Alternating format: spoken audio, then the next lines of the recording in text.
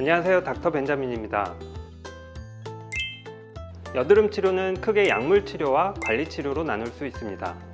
약물 치료는 약으로 치료하는 방법이고, 관리 치료는 여러 가지 시술, 레이저, 피부 관리 등 병원에서 하는 치료를 말합니다. 오늘은 먼저 약물 치료에 대한 이야기를 해보겠습니다. 어떤 치료든 기본적인 원리는 같습니다. 지난 시간에 말씀드린 것처럼 박피술, 피지샘 억제, 세균 억제, 미용적 치료를 기본으로 합니다. 약물에는 크게 먹는 약과 바르는 약이 있고, 약물의 종류에는 비타민 A 유도체와 항생제로 나뉩니다. 약물 치료의 핵심은 당연히 먹는 약입니다.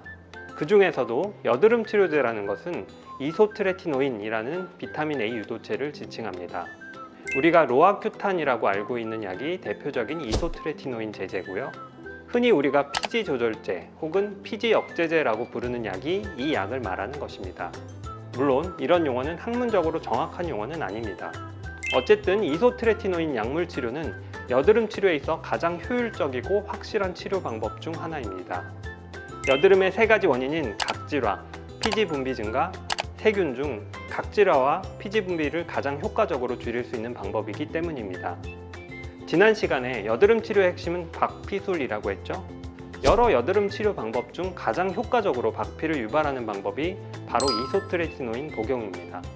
그러나 확실한 박피 효과를 위해서 약물을 한 달 이상 복용해야 하고 최소 2개월 정도 치료를 권장합니다. 또 다른 약의 효과는 피지 분비 억제입니다. 사실 피지를 억제하기 위해 약물 치료만큼 효과적인 방법도 없습니다.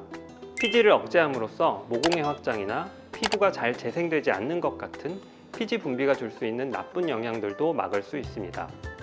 박피 효과와 피지 분비 억제를 통해 피부결이 좋아지고 주름이 예방되는 등 미용적인 효과도 있을 것이라 추정하고 있습니다. 그러나 장점이 있으면 단점도 존재합니다. 먹는 여드름약의 가장 큰 단점은 약의 효과가 전신적으로 나타나기 때문에 여드름이 없는 정상 피부도 박피 효과와 피지샘 억제 효과가 나타나서 피부가 약해지고 건조해진다는 점입니다. 따라서 약을 복용하면서 철저한 보습 관리가 필수적입니다. 이것보다 심각한 부작용은 바로 기형 유발 가능성입니다. 이 문제는 남성 환자들은 해당되지 않고 가임기 여성 환자들만 해당되는 내용입니다. 약을 복용하는 기간에 임신을 하게 되면 태아 형성에 지장을 초래해서 기형 유발이 가능합니다. 교과서적으로 약을 중단하고 한 달간은 임신을 피해야 한다고 되어 있고, 저는 약 복용 기간과 종료 후 6개월까지도 반드시 피임을 하실 것을 권합니다. 다음으로 항생제가 있습니다. 항생제로는 독시사이클린, 테트라사이클린, 미노사이클린이라는 약물을 주로 사용합니다. 이소트레티노인은 여드름 원인 중 세균 억제 부분에 대해서는 효과가 부족합니다. 이 부분을 항생제가 해줄 수 있는데, 역으로 항생제는 여드름의 근본적인 원인을 해결하지 못합니다. 항생제를 통해 여드름균뿐 아니라 상재균에도 영향을 줘서 피부의 세균 생태계가 상당 부분 파괴될 수 있다는 단점도 존재합니다. 항생제를 사용하는 더 큰 이유는 바로 이 항생제가 갖는 항염 효과 때문입니다. 항생제에도 수많은 종류의 약물이 있는데, 여드름에 쓰이는 독시나 미노사이클린, 테트라사이클린 계열은 염증을 억제하는 데 매우 효과적입니다. 같은 이유로 주사와 같은 다른 염증성 질환에서도 이런 약물을 사용하고 있습니다. 여드름에서 염증의 발생이 여드름 흔적 혹은 흉터와 연관이 많기 때문에 효과적으로 염증을 조절해 줄 필요가 있습니다. 항생제 복용 시 반드시 유의해야 할 점은 이소트레티노인과 병용 불가라는 점입니다. 여드름의 모든 문제를 약물로만 해결하기 어려운 이유이기도 합니다. 한 종류의 약을 먹다 중단하면 어느 정도 간격을 두고 다른 약을 복용해야 합니다.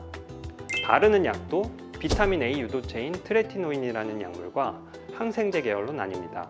스티바에이, 디페린겔 같은 제품이 대표적인 트레티노인 제제이고, 먹는 약과 다르게 기형 유발의 문제는 없지만 약효가 약하고 피부를 건조하게 만들고 자극할 수 있다는 단점이 있습니다.